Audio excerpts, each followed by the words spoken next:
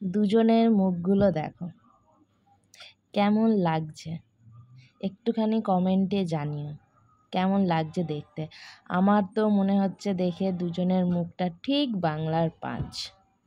আমার কাছে দুজনেই বকা খেয়েছে, তো কিসের জন্য বকা খেয়েছে চলো বলি।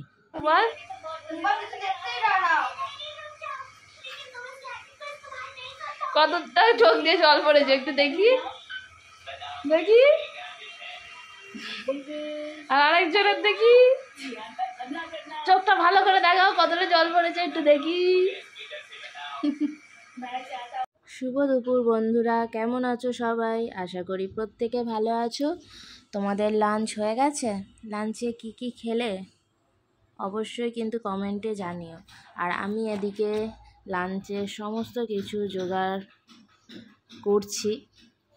দেখো ভাত বসিয়ে দিয়েছি, ভাতের সাথে ডিমটাও বসিয়ে দিয়েছি, কারণ আমি মানে ডিমের তরকারি করলে বা ডিম সেদ্ধ করলে আমি বেশিরভাগই ভাতের সাথেই আমি ডিমটা সেদ্ধ বসিয়ে দিই। তো তোমরা অবশ্যই কমেন্টে জানিও কারা কারা এরকম ভাতের সাথে ডিমটা সেদ্ধ দিয়ে দাও। তো আমি ভাতের সাথে ডিমটা সেদ্ধ দিয়েছিলাম, এদিকে মানে ভাতটাও হয়ে গেছে, ডিম সেদ্ধ হয়ে গেছে, ওই জন্য ডিমটা ভেজে নিয়েছি, তরকারি করব। আর ভাতটা বসাতে বসাতে আমি সমস্ত তরকারির জোগাড়জাটি করে নিয়েছিলাম, তো সমস্ত জোগাড়জাটি হয়েও গেছে। তো ভাজা হয়ে গেছে, ডিমটা তুলে নিয়েছি, তারপর তেলের ওপর পেঁয়াজ দেব। আর যা যা মশলাপাতি লাগে তোমরা তো জানোই, স্পেশালি তো আর আমি কিছু দিই মানে অন্যরকম কিছু দেবো না, একই রকম মশলাপাতি দিয়ে তরকারিটা সুন্দরভাবে কষিয়ে নিয়েছি।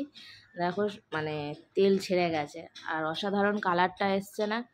এতে কিন্তু আমি একটুও কোনো এফেক্ট দিইনি, পুরো অরিজিনাল কালারটাই আমি এফেক্ট দিয়ে এমনি ভিডিও দিই না।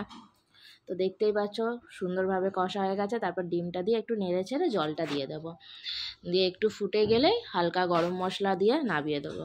কারণ আমি না তরকারি করার সময় যে অনেকে গোটা গরম মশলা দেয়, আমি দিই না, কারণ ছেলেরা খেতে চায় না, ওদের মুখে পড়ে, ওই জন্য আমি গুঁড়োটাই দিই, নামানোর আগে একটু দিয়ে দিই।